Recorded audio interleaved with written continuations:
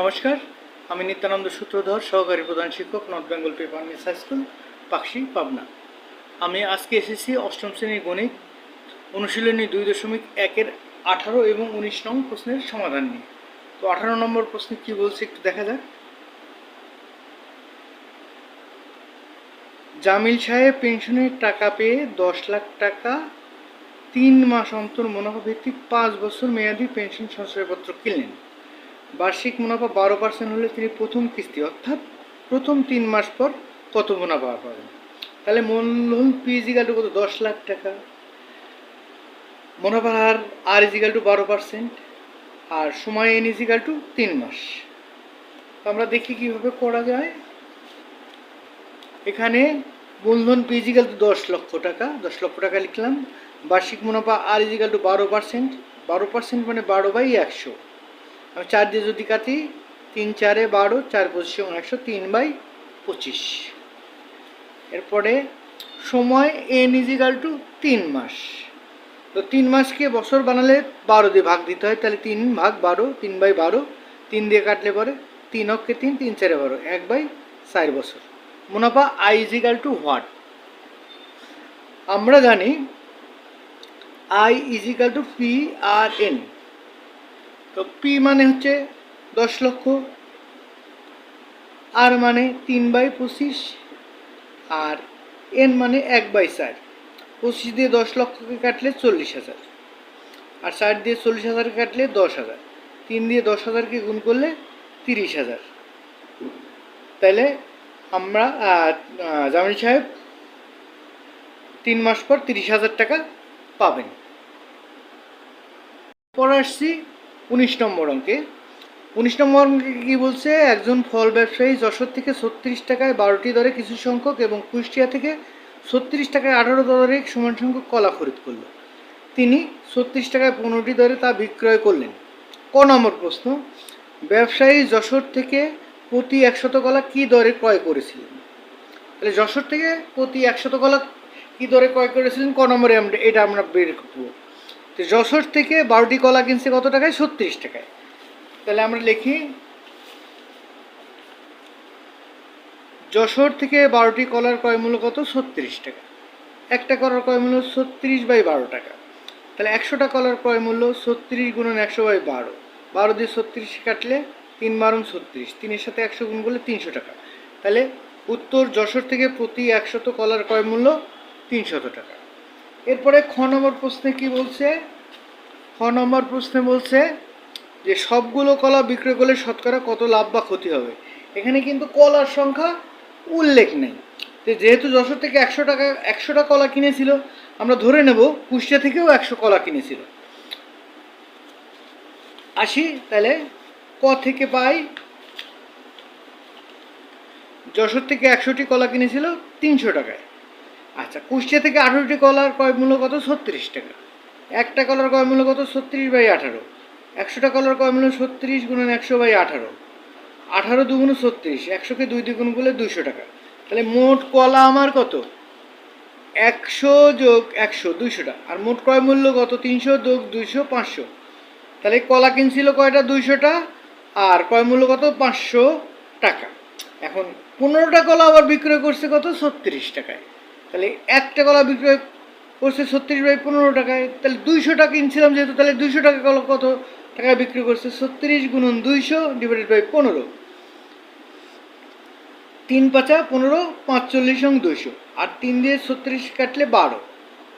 এই কত হলো? 12 আর 40 গুণ করলে 480। এইবার আসি, তাহলে ক্ষতি সমান কি? ক্রয় মূল্য বিয়োগ বিক্রয় মূল্য। ক্রয় করছিল কত? 500 টাকায়, বিক্রয় করলো কত টাকায়? 480 টাকায়। ক্ষতি হলো কত? 20 টাকা। তাহলে 500 টাকায় ক্ষতি হয় কত? 20 টাকা।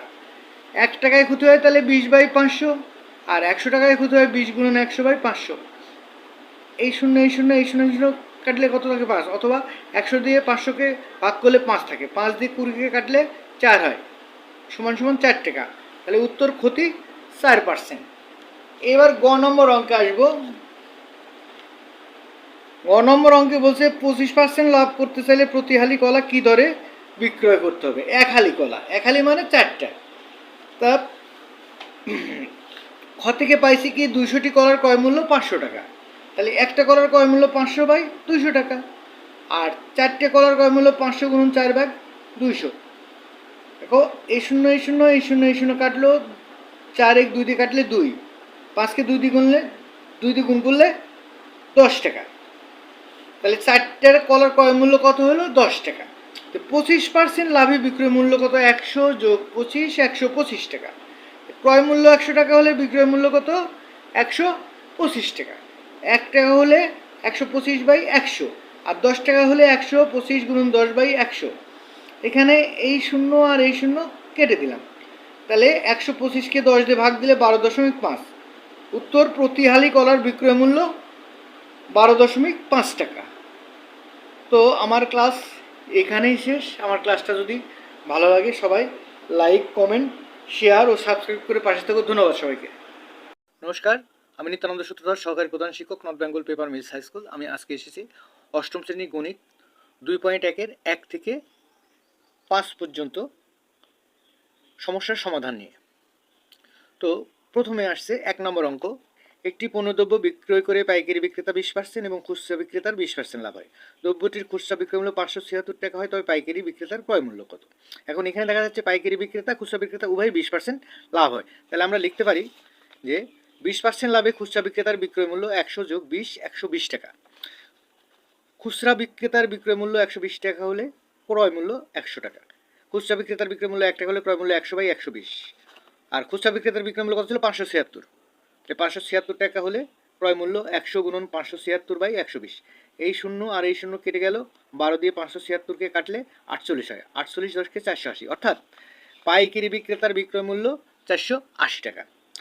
আবার দেখো 20% লাভে পাইকারি বিক্রেতার বিক্রয় মূল্য কত, 100 যোগ 20 120 টাকা। তাহলে পাইকারি বিক্রয় মূল্য 120 টাকা হলে তার ক্রয় মূল্য কত, 100 টাকা। 1 টাকা হলে 100 বাই 120, আর 480 টাকা হলে 100 গুণন 480 বাই 120। এই শূন্য আর এই শূন্য কেটে গেল, 12 দিয়ে 48কে কাটলে 4 12 48 4 হয়। 4-এর সাথে 100 গুণ করলে 400 টাকা, অর্থাৎ পাইকারি বিক্রেতার ক্রয় মূল্য 480 টাকা। উত্তর, পাইকারি বিক্রেতার ক্রয় মূল্য 480 টাকা। এই গেল 1 নম্বর প্রশ্নের সমাধান। এরপরে আসি 2 নম্বর প্রশ্নে কি বলছে।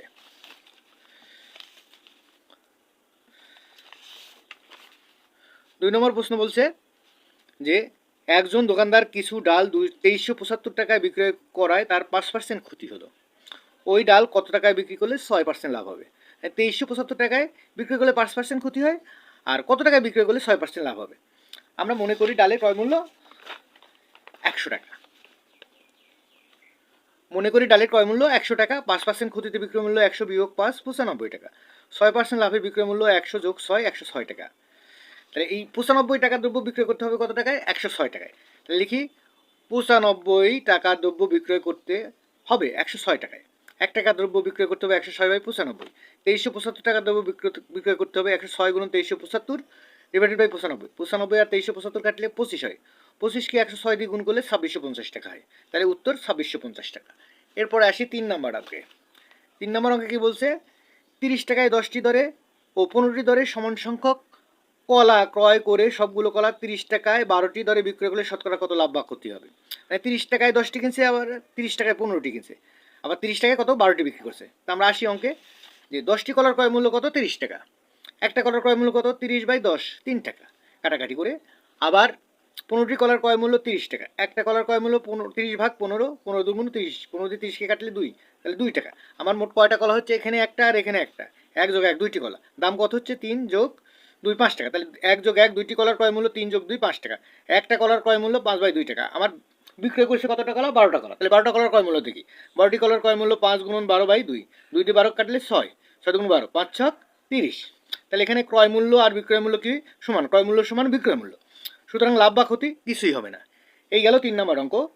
এরপরে আসি 4 নম্বর অঙ্কে।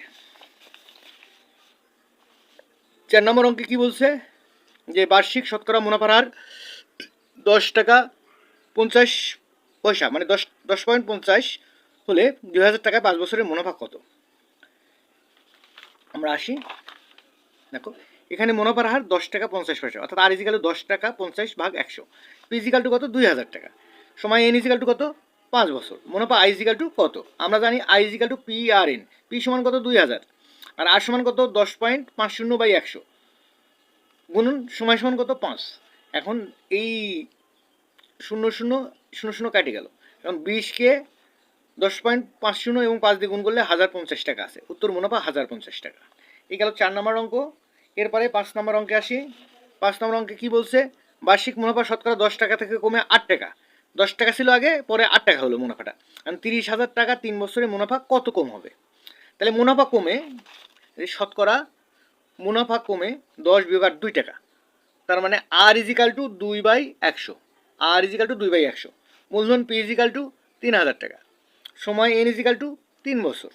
মুনাফা আই ইজিক্যাল টু কত? আমরা জানি I is equal to P R N. P সমান কত? 3,000। আর সমান কত? 2/100। আর সময় এন সমান কত? 3 বছর। এখন এই শূন্য এই শূন্য এই শূন্য এই শূন্য কাটলো, এটা গুণ করলে কি হয়? 3 দুগুণ 6, 6কে 30 দিয়ে গুণ করলে 180 টাকা। উত্তর মুনাফা 180 টাকা কম হবে। আমার ক্লাস এখানেই শেষ। ধন্যবাদ সবাইকে। আমার ক্লাসটা ভালো লাগে সাবস্ক্রাইব করে, লাইক কমেন্ট করে পাশে থেকো। ধন্যবাদ।